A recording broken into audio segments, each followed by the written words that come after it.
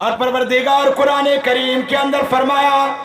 وَمَا خَلَقْتُ الْجِنَّ وَالْإِنسَ إِلَّا لِيَعْبُدُونَ۔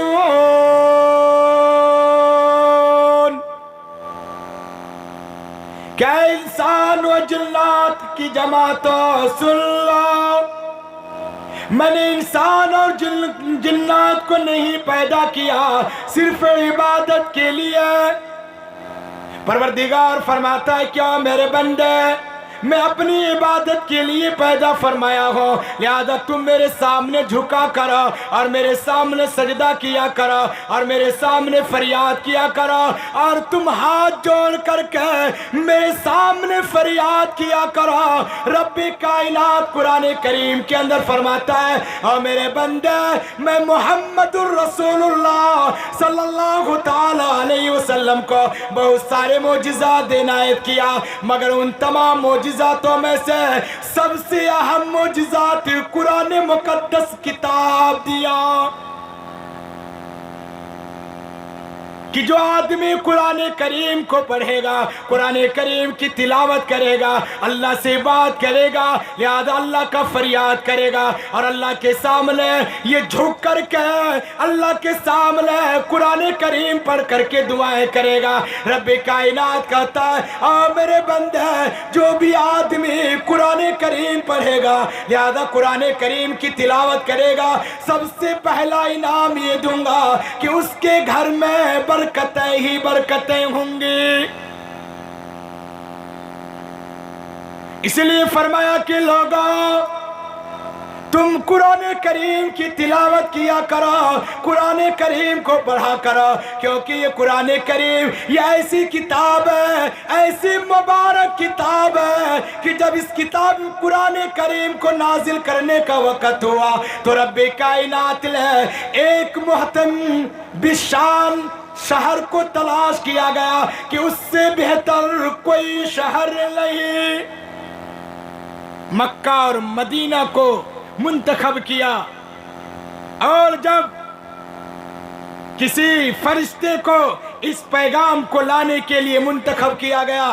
تو حضرت جبرائیل علیہ السلام کو منتخب کیا گیا کہ یہ جبرائیل علیہ السلام طاقتور فرشتے ہیں، اور پھر اس کو اللہ نے 600 پر عطا فرمایا، اور ایک پر کا یہ عالم ہے کہ اگر اس روئے زمین کو اٹھا کر کے قوم لوط کے بستی کو ایک پر میں اٹھا کر کے آسمان پہ لے کر کے گئے اور پھر اٹھا کے پٹک دیا، وہ اتنی بڑی قوت والا ذی قوت عند ذی العرش مکین، اللہ نے قرآن کریم کے اندر فرمایا کہ اے لوگوں، میں اس فرشتے کو اتنا بڑا قوت دیا اور اتنی بڑی طاقت دیا، لہذا وہ فرشتے کے ذریعے سے اللہ نے قرآن مقدس کو نازل فرمایا۔ اور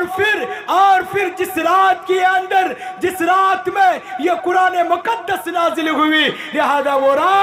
رات تمام راتوں سے افضل ہو گئی، اور وہ رات تمام راتوں سے بڑھ کر کے ہو گئی، لہذا اس کو شب قدر کی رات بولتے ہیں، جو کہ 1000 مہینے سے افضل ہے، جو کہ 1000 راتوں سے افضل ہے۔ میرے بھائی، میرے بزرگوں، ارے وہ کتاب آخر بلندی والی کتاب کیوں نہ ہو، وہ فضیلت والی کتاب کیوں نہ ہو، یعنی جس کے اتارنے والا امین ہے، لہذا جس کے لیے اتارا گیا وہ امین، اور پھر جس شہر میں اتارے گئے وہ بھی امین شہر ہے، اور جس رات میں اتارے گئے لہذا وہ رات تمام راتوں سے افضل ہے، اور جس شخص کے اوپر، جس ذات کے اوپر یہ کتاب نازل کی گئی، لہذا وہ کتاب وہ ذات سارے تمام انسانوں سے افضل ہے، تمام مخلوق سے افضل ہے۔ اللہ کے بعد اگر کسی کا درجہ تو وہ جناب محمد الرسول اللہ صلی اللہ علیہ وسلم کا درجہ ہے۔ میرے بھائی، میرے بزرگوں، آخر کیوں نہ ایسے نبی آخر زمان جناب محمد الرسول اللہ صلی اللہ علیہ وسلم کے اوپر میں یہ کتاب نازل ہوتی، کیوں؟ اسی لیے کہ آپ علیہ السلام آخری نبی ہیں، آپ علیہ السلام کے بعد کوئی نبی آنے والا نہیں ہے، لہذا آپ علیہ السلام فرمایا کہ انا خاتم النبیین لا نبی بعدی، کہ میں خاتم النبیین ہوں، میرے بعد کوئی نبی میرے بعد کوئی نبی نہیں آئے گا. آپ علیہ السلام آخری نبی ہے, تو آپ علیہ السلام کے اوپر میں جو کتاب نازل ہوئی وہ آخری کتاب ہے. ایسے معجزے والی کتاب کیوں نہ ہو کہ 1400 سال پہلے اس کتاب کے جو اصول بیان کیے گئے اور اس کتاب کے جو ضوابط بیان کیے گئے, آج بھی اس کے ہو بہو وہی اصول ہے اور قیامت تک یہ اصول کو چلاتے رہنا ہے. اور یہ قرآن کریم کے اصول چلتے رہیں گے, یہ قرآن کریم کی آیات چلتے رہیں گے, یہ قرآن کریم کے ضوابط چلتے رہیں گے, یہ قرآن کریم کے تمام اصول چلتے رہیں گے. میرے بھائی میرے بزرگوں, کیوں؟ اس لیے کہ آپ علیہ السلام کے بعد کوئی نبی نہیں اور قرآن کریم کے بعد کوئی کتاب نہیں ہے. اور اس لیے اللہ نے قرآن کریم کے اندر فرمایا اور رہتی دنیا تک انسان کو آگاہ کیا اور قیامت تک آنے والے تمام انسان کو آگاہ کیا کہ اے لوگو, ارے چاہے تم یہ 14ویں صدی کے بعد پیدا ہوئے, چاہے تم قیامت کے قریب ہونے والے انسان اگر پیدا ہوئے ہو, یاد رکھو یہ قرآن جو 1400 سال پہلے ہی اعلان کر چکا ہے اور پھر کفار مکہ کے سامنے اعلان کر چکا اور ایسے فصیح و بلیغ کے لوگوں کے بیچ میں اعلان کر چکا. اور ایسی جو کہ چھوٹی چھوٹی لڑکیاں بھی ایسے فصاحت و بلاغت سے لبریز تھے کہ ایسے مجلسوں کو شعر و شاعری کے ذریعے سے کھلبلی مچا دیا کرتی تھی. ایسے موقع کے اندر رب کائنات اعلان کرتا ہے الف لام میم, الف لام میم ذالک الکتاب لا ریب فیہ. اور میرے بندے اس کتاب کے اندر شک نہ کرو, شبہ نہ کرو. اس کتاب میں کوئی شک و شبے کی گنجائش نہیں ہے,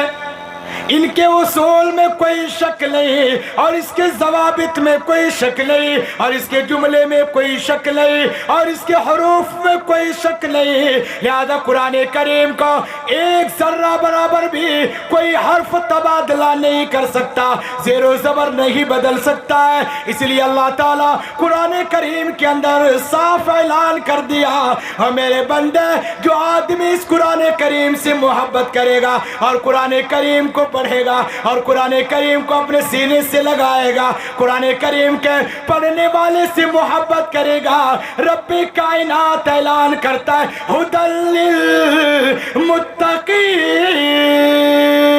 للمتقین,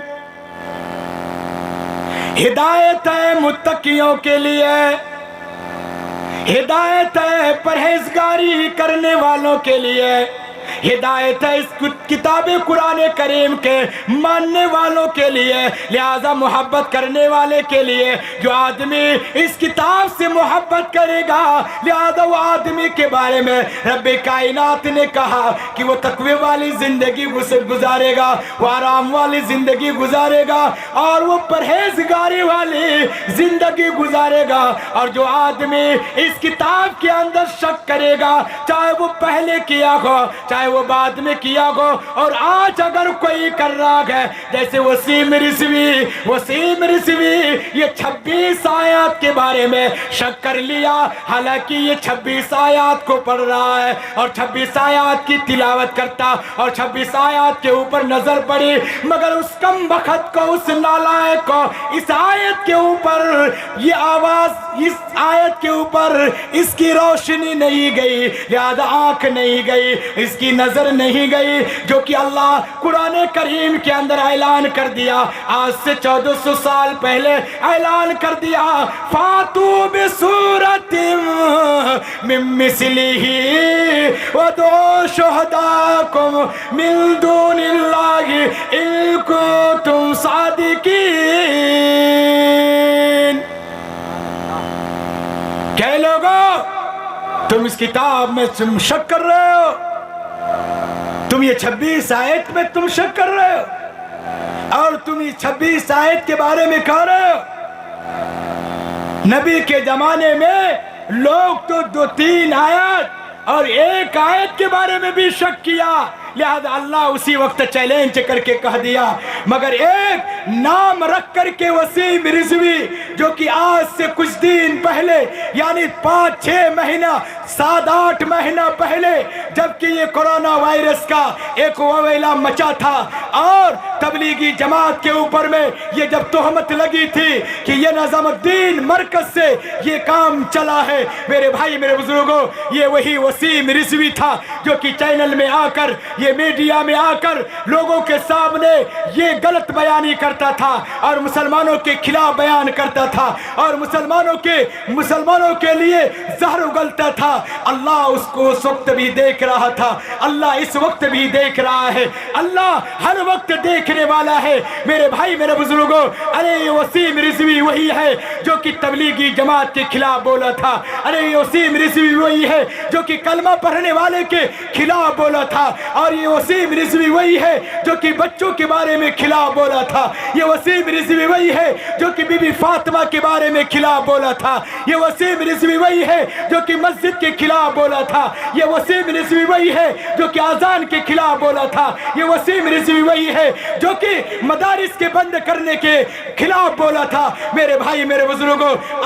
अरे ये जब खिलाफ बोल दिया, अल्लाह देख रहा है, अल्लाह देख रहा था कि ये वसीम रिजवी ये नाम के मुसलमान हो करके, लिहाजा नाम रख करके ये मुसलमान को बदनाम कर रहा है, मेरी किताब की धज्जियां उड़ा रहा है और मेरे मुसलमान को मायूस कर रहा है। लिहाजा वो भूल चुका था, वो भूल चुका था कि जब हुजूर पाक सल्लल्लाहु अलैहि वसल्लम ताइफ के मैदान पे गए थे, लिहाजा ताइफ वाले आप अलैहिस्सलातु वस्सलाम के ऊपर में पत्थर बरसा कर आप अलैहिस्सलातु वस्सलाम को जब मायूस किया, तो आप अलैहिस्सलातु वस्सलाम ने अल्लाह ताला ने आप अलैहिस्सलातु वस्सलाम को हिजरत करवाया, आप अलैहिस्सलातु वस्सलाम को शब-ए मिराज की रात में अपने पास बुला लिया ताकि मेरे महबूब को कोई तकलीफ ना हो, लिहाजा मेरे महबूब को कोई गम ना हो। अरे वसीम रिजवी, तुम भूल गए कि वसी मुहम्मदुर रसूलुल्लाह सल्लल्लाहु अलैहि वसल्लम के दीवाने हैं, आप अलैहिस्सलातु वस्सलाम के